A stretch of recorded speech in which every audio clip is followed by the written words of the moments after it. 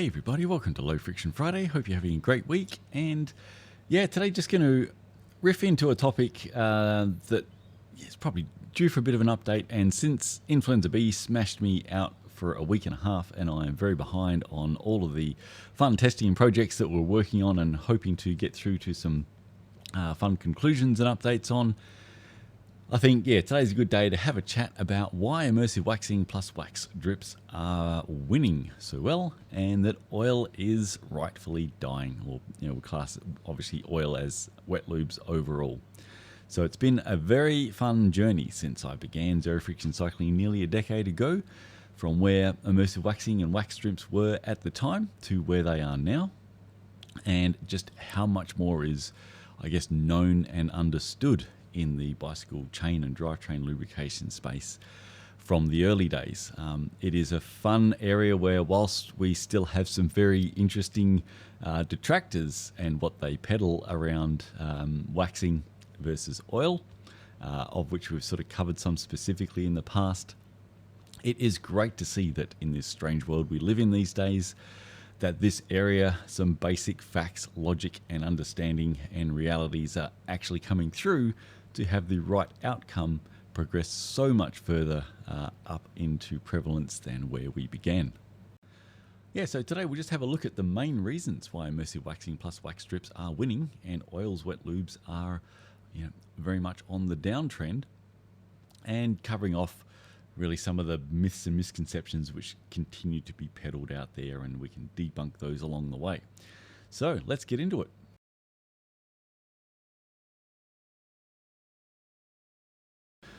Right, so probably the first big hurdle that immersive waxing faced that we needed to overcome was just the huge amount of incorrect information, myths and misconceptions that were pumped out about just what level of time and faff and how many steps are involved to do an immersive wax, and that it was really for the realms of people that had enormous time reserves to be able to spend all afternoon re-waxing their chain, things like that. So myself and others have spent quite some time debunking a lot of that crap, demonstrating just how quick and easy it is to do a re-wax and an immersive wax.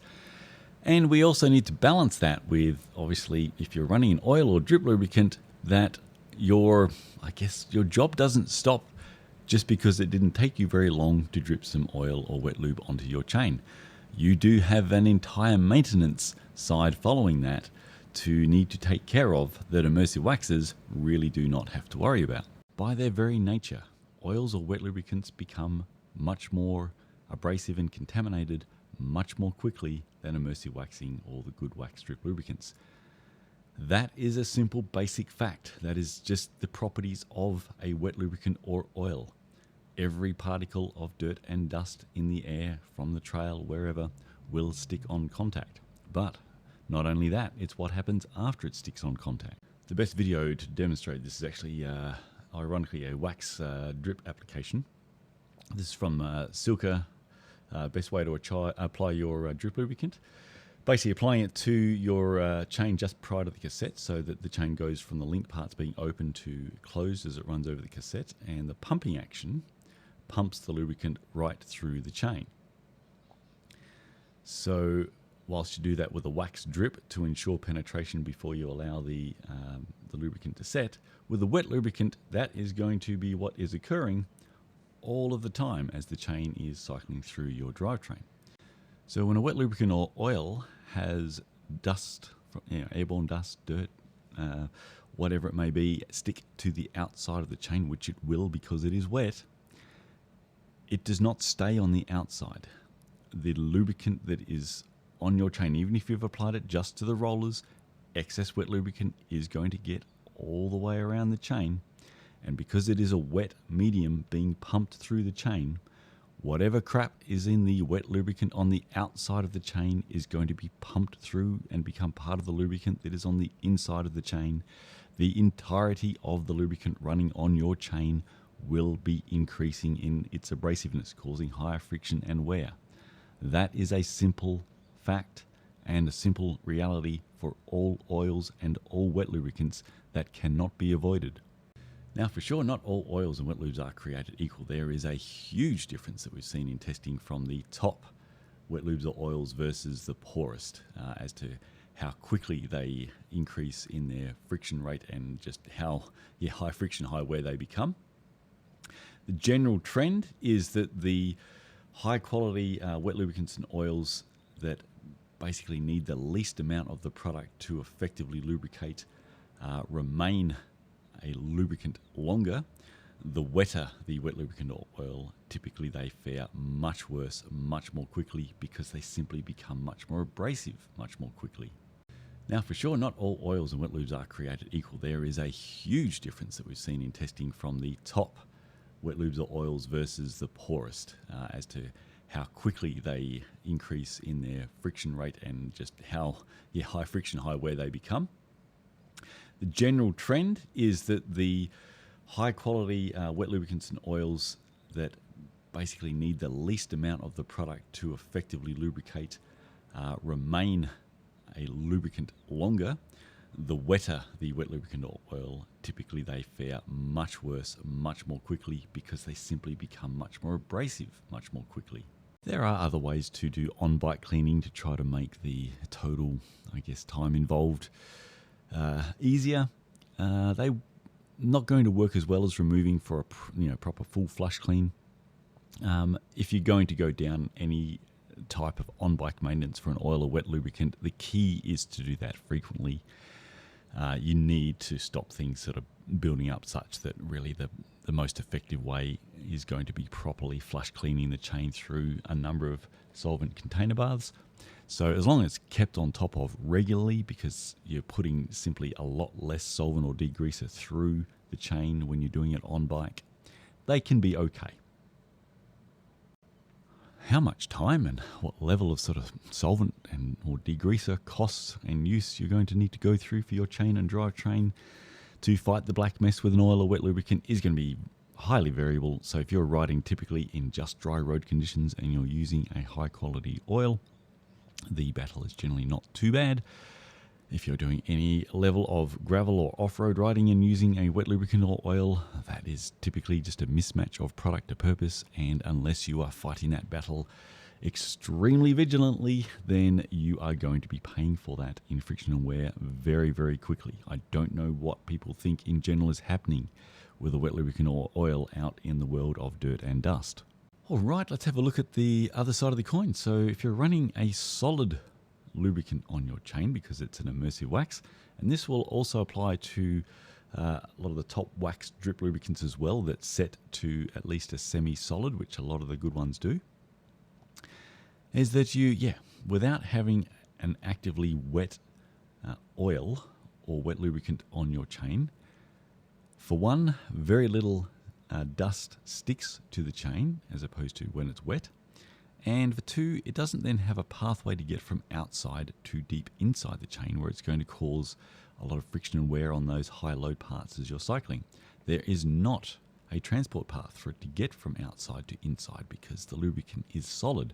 It isn't being pumped through the chain every articulation like is occurring with a wet lubricant or oil. And then when you go to relubricate your chain, despite the fact that much less contamination is going to be a part of what is on your chain to begin with, a relubricant or rewax gives a brilliant flush rinse of all of that into hundreds of mil of 100% lubricant, so that your chain comes out freshly coated in a beautiful lubricant coating yet again, without you having to do any faffy solvent degreasing flush cleaning prior. You just pop the chain off and re-wax your chain. Now, when it comes to just the good wax strips, so whilst many of the wax strips may not be outright as contamination resistant as an immersive wax, they are still generally vastly greater contamination resistance than an oil or a wet lubricant, because they are not like an oil or wet lubricant. They still will set to at least a semi-solid or paste, and that makes simply a massive difference in terms of contamination attraction, as well as how much is pumped or able to move from outside the chain to inside the chain where it is a problem. In fact, most often for a lot of the top wax strips, the main time contamination actually gets deep inside the chain is on relubrication, if you haven't removed dust from outside. And so when you reapply your wax strip, you're dragging some of that contamination from outside to inside. It's not organically happening through a pumping action just in your general riding. Maintenance of wax strips does vary a lot because they're so variant in their type and properties. Some can be reset quite easily with boiling water. Some that does not work at all and require more specific solvents. That's going to be a topic for another day, most likely when we finally get to that lubricant choice matrix. But just know that, for today's faster purposes, that wax drips are having an enormous growth in the bicycle chain lubrication space versus oil and wet lubricants, which are very much trending down. Because again, the inherent properties of a good wax strip is much higher contamination resistance, and the lubricant itself becoming, more contaminated much more slowly than a wet lubricant or oil. So, whilst maintenance is going to vary on that front, any lubrication option for a chain that is for a part that's working so hard, like the bicycle chain, exposed to all environmental contamination. If the inherent properties of that lubricant are that it remains lubricating as opposed to quickly becoming abrasive, that is just going to be a massive advantage for that lubrication purpose. And that's why we're seeing such growth and dominance with immersive wax and the top wax strips, and such a decline in oils and wet lubes. So on balance, you can spend typically say 3 to 4 minutes at the front end to do an immersive re-wax, and that's total labor time. Obviously you don't have to stand there and watch the wax melt any more than you stand there and watch the washing machine wash your clothes. We're talking labor time versus labor time here. Extremely little actual time needed to go down the immersive waxing path to have a chain that is always super low friction and wear and a very clean drivetrain. Or you can kind of take the McDonald's approach a little bit of, it's faster food to just drip some oil or wet lube on your chain, sure, but you've got some sort of downstream consequences if that's what you're doing all the time, if you're not looking after things. So you do have another side to that coin that if you don't stay on top of, you will pay for that in much higher friction and much higher wear of your chain and drivetrain. And if you are taking care of that, then obviously you've got the maintenance time, solvent and degreaser cost involved to try to keep things running as a lubricant and not as a black grindy mess. So when you balance the two up, this is why waxing is winning. Now, before we get to the big nail in the coffin for oils and wet lubricants versus the waxing path, and this, main option is what's really, thankfully, knocking that side dead. Let's just go through some quick myth busting on both sides. I promise I won't spend too long on this. You know how I tend to let this run away with me, but I won't today, I promise.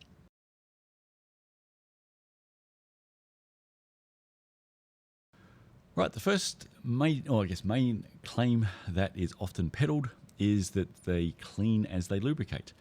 Oils and wet lubes do no such thing. They don't remotely come to any ballpark of a universe where that is taking place. In fact, they are doing the exact opposite. They are actively transporting any of the contamination that sticks on contact on the outside of your wet lube chain or oil chain and pumping it through to get that abrasive crap running deep inside your chain where it is going to be causing much higher friction and wear. That is like literally the opposite of cleaning as it lubricates. People think, oh look, it's pumping the crap out. Well, if it pumped the crap out, it had to be in there to begin with to then get out. Otherwise, it was just always out. It is being circulated through. As more contamination and grit stick to the outside, just all of the lubricant running through all of the chain is getting more abrasive all of the time. All right, the wet lubricants and oil products are going to market themselves as broadly as possible. They want to sell to everybody as much as they can, obviously. So they are going to say that they are awesome for all cyclists, all conditions, all demographics. But hopefully by now, you may be starting to get the picture that taking an oil and wet lube out into the world of dirt and dust may not be your best option. Just the inherent properties of that are going to make that product much more abrasive, much more quickly, versus a lubricant option where the inherent properties of that path are outstanding contamination resistance. So, I mean, I don't know what is really easier to prove obviously incorrect in this space in cycling than that an oil or wet lube out in the world of dirt and dust is just almost always the wrong choice. It's like someone marketing, I don't know, like a chili paste as the most soothing ointment for your nether regions. It is just obviously and demonstrably an incorrect claim. Let's back that picture up with a lovely graph from over 500,000 kilometers of control testing done now at Zero Friction Cycling through the dry dust contamination block 2. That's a 1,000 kilometer test block. The results here are actually, they're extrapolated out, they're multiplied by 5 to give us a bigger sort of delineation. So across a 5,000 kilometer cycling snapshot versus just 1,000 kilometers. Look on the left here, we can see that immersive wax, we will have worn through an average of 0.35 of a chain's wear allowance, or basically a third of a chain. Wax drips at 0.6 or 60% of a chain is worn across 5,000 kilometers of cycling in dust or off-road conditions. For wet lubricants and oils, we're looking at 2.6. So 2.6 chains worn through in that same time. That between wax drips and immersive wax, that is over 5 times greater wear rate. Do you want 5 times more wear and running costs, or 5 times less, simply through making the right lubricant choice for your cycling? Things can get really bad. If we look at, say, the 5 worst drip lubricants tested to date, the average is over 5 chains worn within that 5,000 kilometers of cycling. Like they just are a liquid abrasive. You might as well be applying liquid sandpaper to your chain as opposed to these lubricants. And some of them are from the biggest brands marketing, sometimes specifically into the off-road space. Unless a cyclist is directly aware of zero friction cycling and the testing and has a look at the test data table to see which ones are actually contributing in here and avoiding those. I mean, how many people are just going out and buying, powerfully marketed oils and wet lubes and then going out and riding on the trails, and it's just a disaster. All right, now, yes, some people do get a good result with their oils and wet lubes out on the trails, but typically to do so, it takes so much maintenance, solvent flushing and degreases to keep resetting your oil and wet lube from becoming an abrasive paste. And, what is the time cost of that? What's the physical cost of that solvent and degreaser? Where is it all ending up? If we imagine millions of households across the world solvent cleaning and degreasing their chains, and where is it all ending up? Are you telling me that that's a great path versus lubricants whose inherent properties are contamination resistance, stain low friction, stain low wear, just as the very nature of the lubricant type that they are? What's the better path?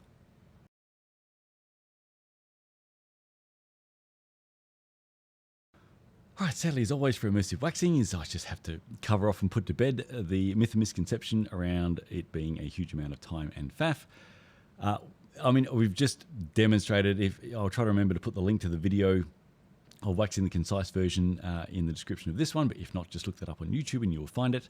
We have just shown a number of times that an immersive wax takes a total of like 3 to 4 minutes of actual labor time, and every step is very simple and easy. Once it has been proven on video how super easy an immersive wax is and how little time it actually takes, and remember offsetting that 3 to 4 minutes of actual labor time, you no longer have to do any fighting of the black mess with solvents and degreasers for your chain and cassette and chain rings and pulleys and pulley cages. You save all of that. It is so simple to do a re-wax. So once you have been shown that on video, it's been demonstrably proven to you how simple and easy and quick that it is. I just don't know what scope really is left for those that keep peddling contrarian crap and obviously wrong bullshit information on this front.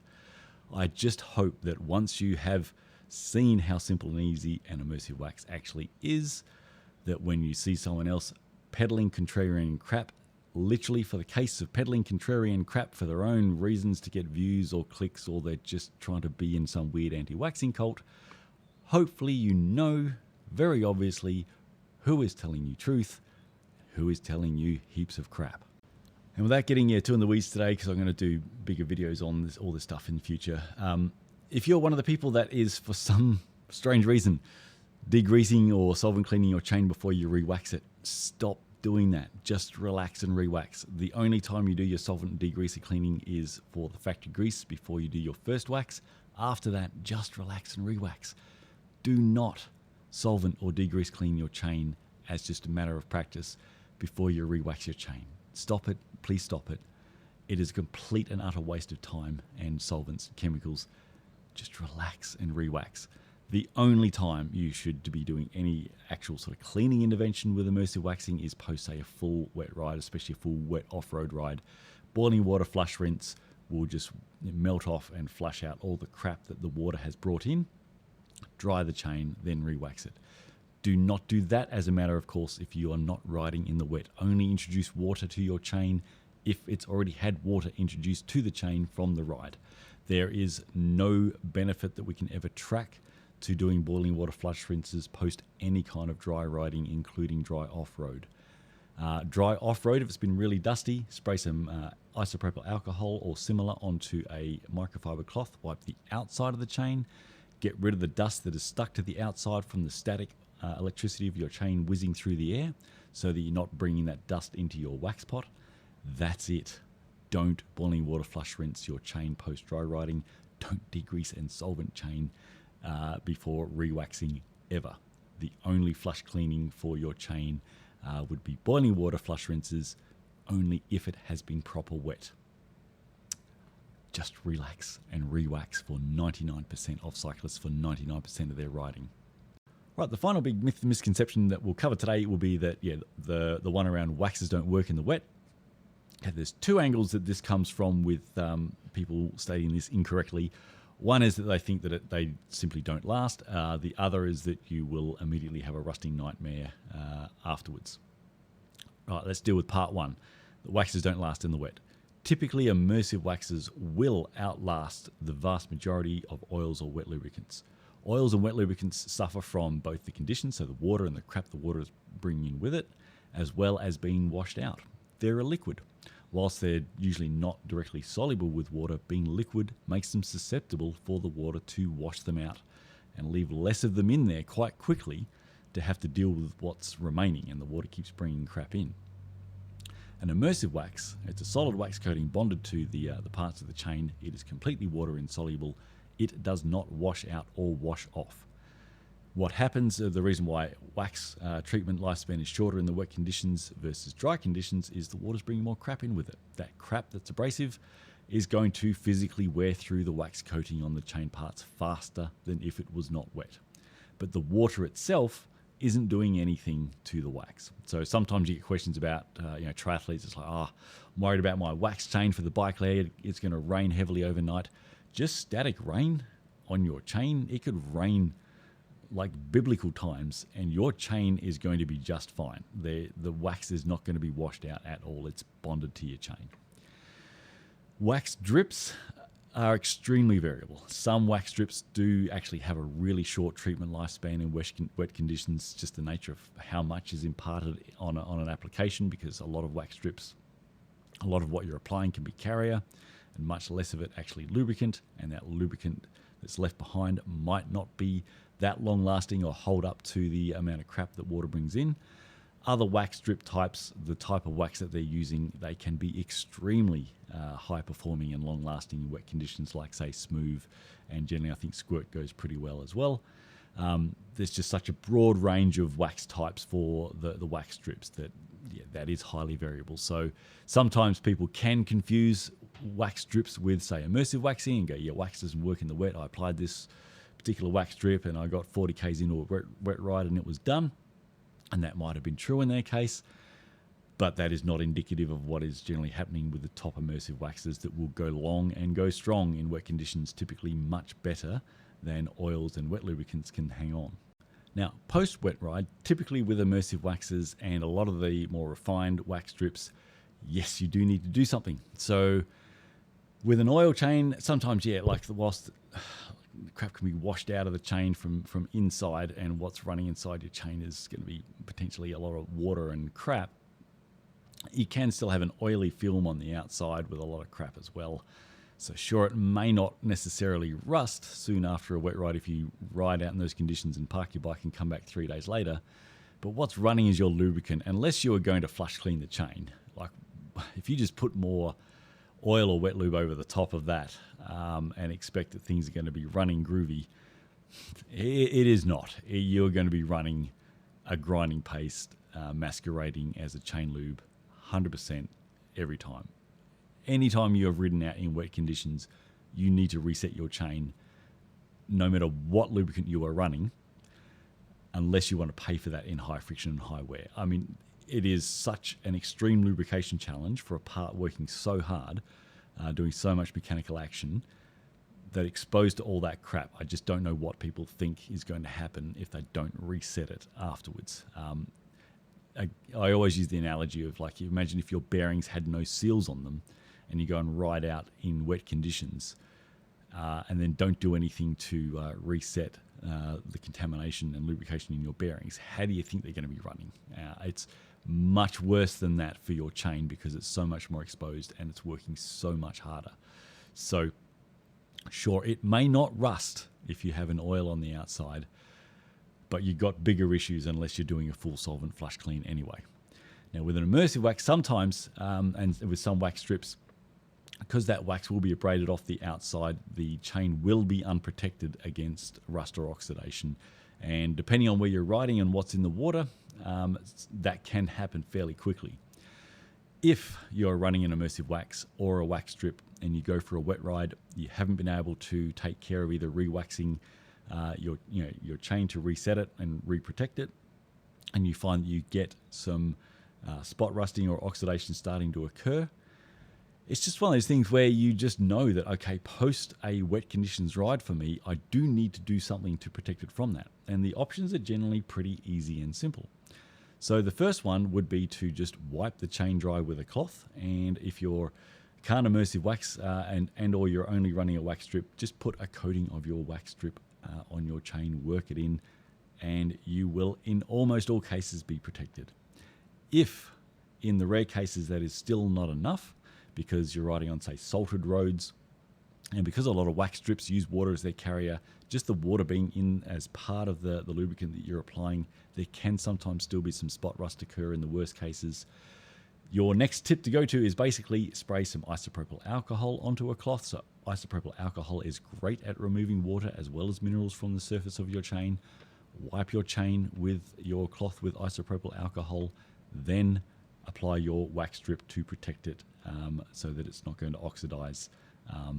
And I haven't had a case yet of someone who rides frequently in the harshest and worst wet conditions where if post-wet conditions ride and they can't re-wax, wipe the chain with isopropyl alcohol, reapply the wax strip to protect it. So this comes up a lot for, say, commuters riding to work through salted roads, things like that, and then everything is mega.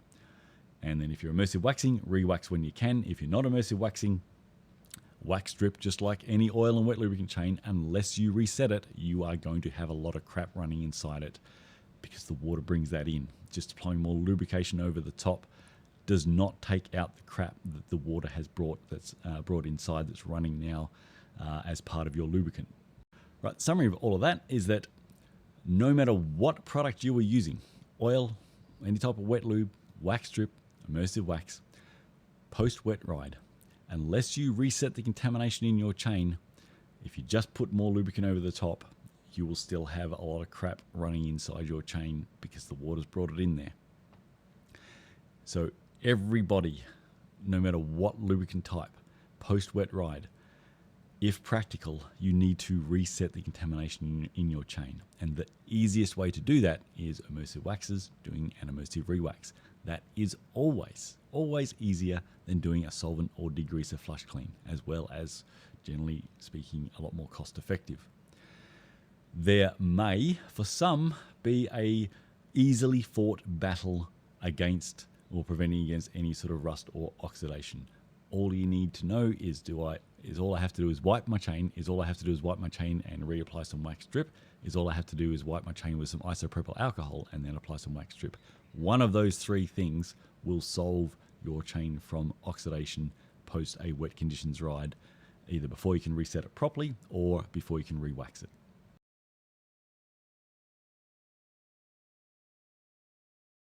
All right, so that journey has set us up to what is actually being the cause or the true death of oil on wet lubricants and the rise of immersive waxing and wax strips, and that is the combo or hybrid approach. So this is for probably the majority of cyclists in the world, just simply the best, easiest way for day in, day out, low friction, low wear, and overall general drivetrain cleanliness without having to battle that one can take. So immersive waxing every time will always be king. So if immersive waxing every time suits you, and you can do other hints and tips for those that are especially like higher mileage cyclists or frequently riding in harsh conditions cyclists, such as running multiple chains on rotation.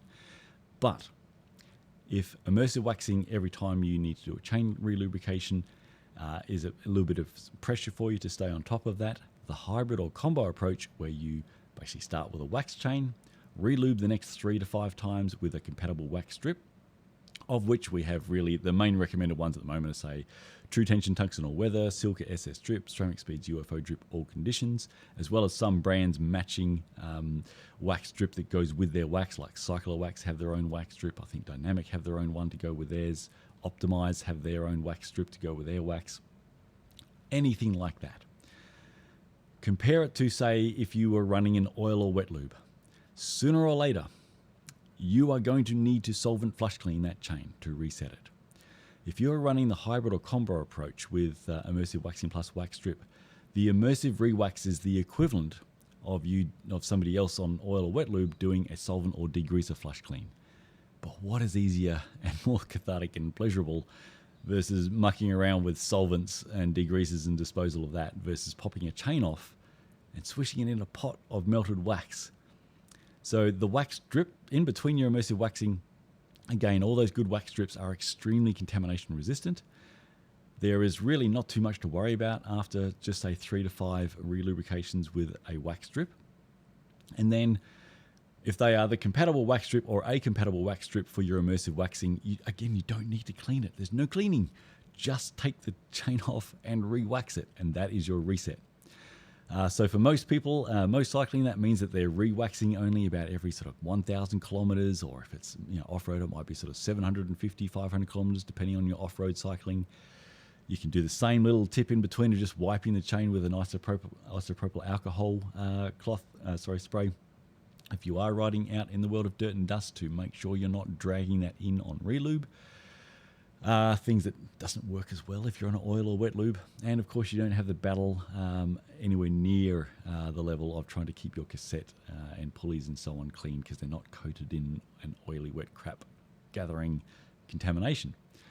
So that combo approach, just immersive wax, and then your re-wax is your reset maintenance. You get the vast majority of the benefits of immersive waxing all the time. Obviously still not quite as good, but I can't say whether it's 90% there or 95 or 80% there until we actually get that testing done. But we do know from a huge amount of experience in the area that it is in a very good ballpark to immersive waxing all the time, vastly ahead of wet lubricant and oil and the maintenance that goes along with that path.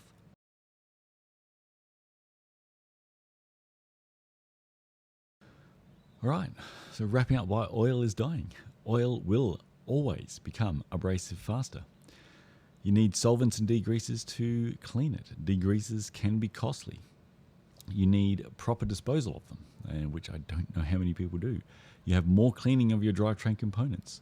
It is not suitable for off-road riding, and all of the above to still generally have higher mess, higher wear, and higher running costs versus your other more contamination resistant option. Versus that, for the hybrid or combo approach with immersive waxing plus wax strip, you have vastly greater contamination resistance all the time. Your reset maintenance is via an immersive wax, which is no solvents or degreasers. You have an always cleaner drivetrain for less or no cleaning maintenance time. Takes the pressure off re-waxing every relube. That also takes a lot of pressure or concern away from reusing master links, because you're doing that very infrequently where you're going to need a new link. Suitable for all cyclists and all riding demographics and conditions, and you are going to have lower wear and running costs with lesser and easier maintenance versus oil and wet lubes. So yeah, just in and of itself, immersive waxing has made enormous strides from where this all began about a decade ago.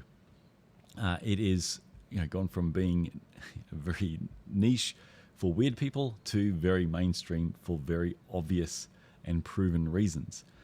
And you see the prevalence now of if you're a team in the World Tour not running wax chains, then you're a weird team. So everything is completely flipped to where things should be instead of where they were. For the masses, it's really though this hybrid approach. So using immersive waxing as your maintenance reset and running a good or compatible wax strip in between. What simpler and easier way is there to just have such a day in, day out, super low friction and low wear chain and drivetrain and low parts running cost with barely any maintenance time and cleaning effort needed? It's just so hard to beat for so many people that it is this hybrid and combo approach that is really becoming the death of oil and wet lubes. And overall, it couldn't come sooner. Again, I know wet lubes and oils do suit some people, especially if it's sort of just dry road condition cycling or indoor, and people are okay with staying on top of the maintenance. But as a direct head-to-head comparison, unfortunately, something that is contamination gathering for a purpose that is completely exposed to all the environmental contamination versus products where their inherent properties are contamination resistance, we just know which one is winning out in the end and why it's doing so. And this is really covering that main case. We've just seen such a rise in popularity in that hybrid and combo approach, and the ease and benefits of that is just really putting the nails in the coffin for oils and wet lubes. So it's been a fun journey to see. Hope this has been helpful to explain why the death of oil is really gathered a lot of pace and steam, especially the last 5 years. And those running, honestly, contrarian crap information about why you should be running in oil and why I say wax is bad, they are getting less and less ground and credibility and places to go to because the information is just provably and demonstrably incorrect and easily done so. All right, that'll do. Let me know your thoughts. Do you think I am correct or incorrect on the trending death of oil and wet lubes versus the rise of immersive wax and wax strips? And if you've got any differing points or input or experiences, please let me know. It's always great to chat with you in the comments. I do my very best to answer them as well as I can. All right, have a great weekend, everybody, and look forward to chatting with you again soon.